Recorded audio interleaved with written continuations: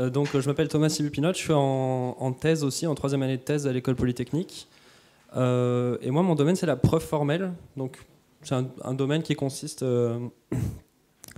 à vérifier des preuves mathématiques par ordinateur.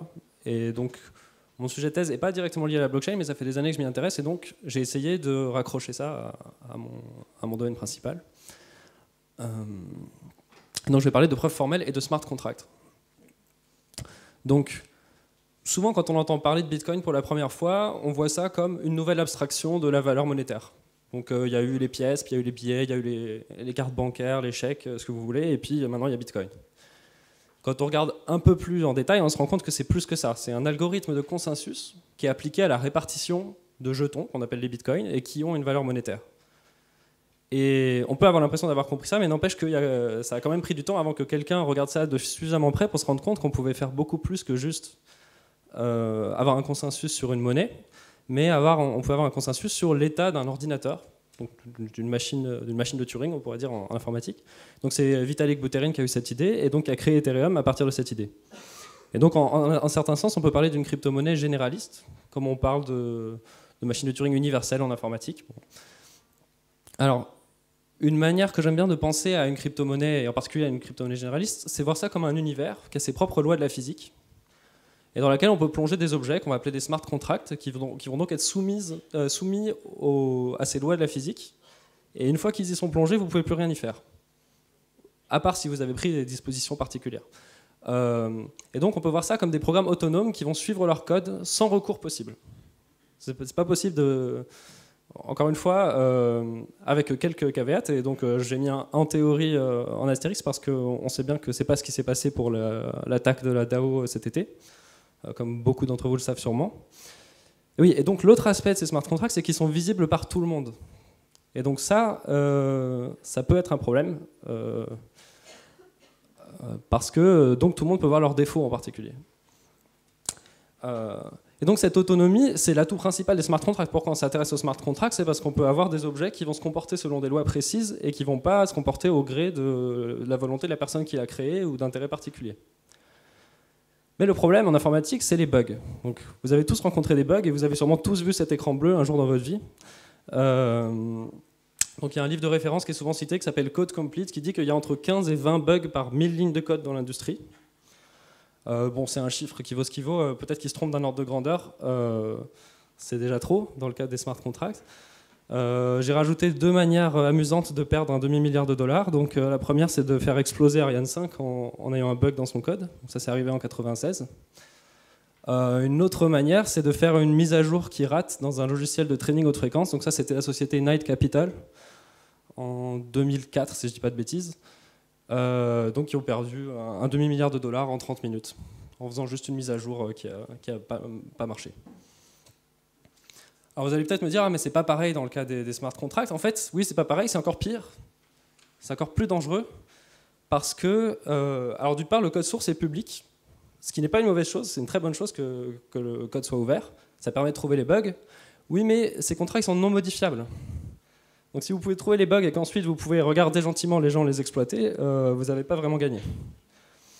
Un autre problème crucial, c'est que l'environnement et la mémoire de ces smart contracts, de ces programmes, sont partagés avec d'autres programmes, qui peuvent donc se comporter de manière adversariale, ils peuvent essayer d'attaquer votre programme, ils peuvent faire en sorte que votre programme appelle leur programme, et c'est exactement ce qui s'est passé l'été dernier quand le contrat de la DAO a été hacké, et qu'il y a eu un vol de...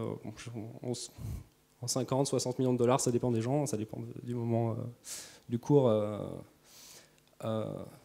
Donc c'est un vrai problème. Et puis le troisième problème, c'est qu'on a une manipulation native d'argent. C'est-à-dire que ces contrats que vous écrivez, ils manipulent directement de l'argent et il n'y a aucun filtre, il n'y a aucun moyen de mettre des barrières. Voilà, il y a une manipulation directe d'argent. Donc, si je vous pose tous ces problèmes aussi graves, c'est que j'ai une solution à proposer. Donc, à mon avis, la solution pour des programmes qui s'exécutent sur une blockchain, sur une blockchain généraliste comme Ethereum, c'est des méthodes rigoureuses pour faire 3 choses. D'une part, spécifier les programmes, c'est-à-dire décrire mathématiquement comment ils sont censés se comporter, développer ces programmes, écrire leur code, et puis vérifier qu'ils correspondent bien à cette spécification. Encore une fois, de manière mathématique. Et donc c'est exactement ce que propose le domaine de l'informatique qui s'appelle les méthodes formelles. Donc je vais parler brièvement de deux travaux de recherche auxquels j'ai participé. Donc le premier, c'est un travail avec un logiciel qui s'appelle FSTAR, et donc sur Ethereum. Donc FSTAR, c'est ce qu'on appelle en informatique un langage fonctionnel, mais qui est très particulier parce que, donc, comme beaucoup de langages fonctionnels, il a des types.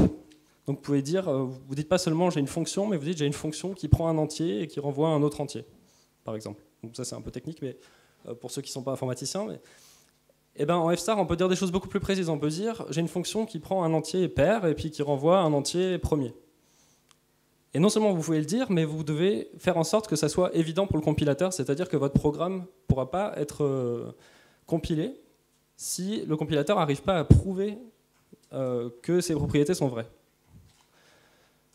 Et donc en utilisant ce langage, on a fait deux choses. On a fait un désassembleur de la machine virtuelle d'Ethereum qui s'appelle l'EVM, qui prend un programme de l'EVM et qui le transforme en un programme FSTAR.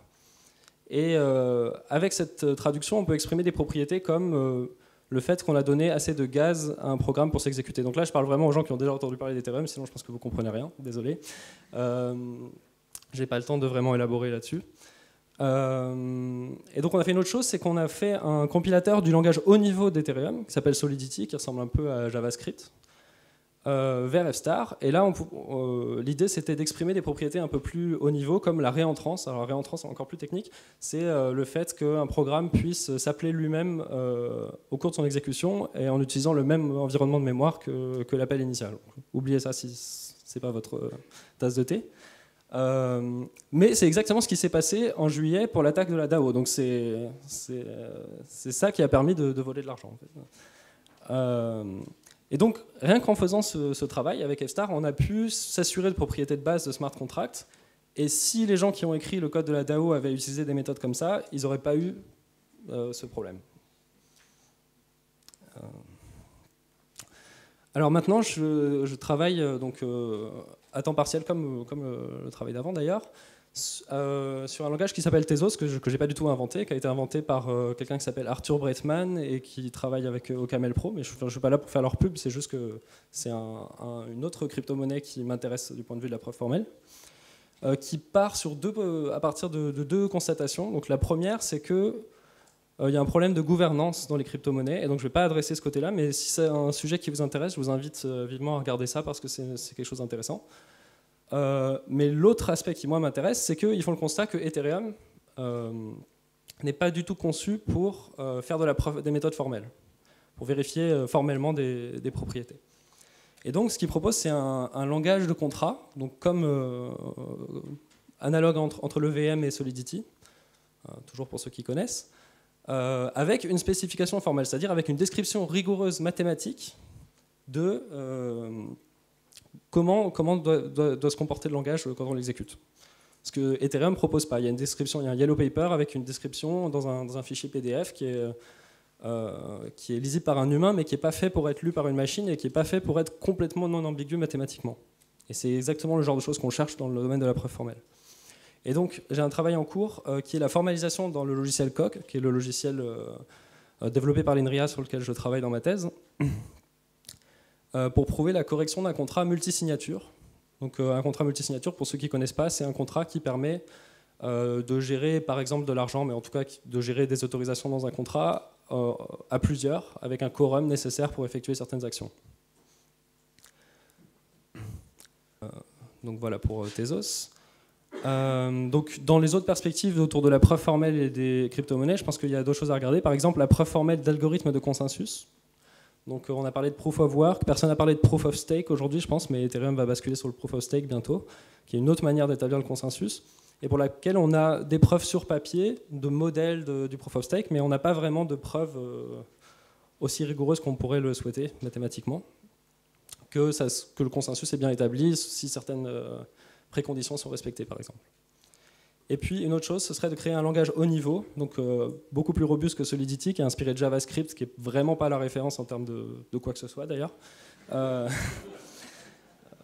part peut-être de facilité à apprendre à l'utiliser. Donc avec un compilateur certifié. Et donc juste en conclusion, je voudrais encourager tout le monde, quand c'est possible, à privilégier les méthodes formelles dans votre développement de smart contracts, si vous développez les smart contracts, et avec l'espoir qu'un jour on ait des standards, des hauts standards exigibles, parce que quand quelqu'un propose un smart contract, eh bien, il propose une preuve formelle, vérifiable, de préférence par un ordinateur, qu'il se comporte d'une manière attendue. Et je vous remercie.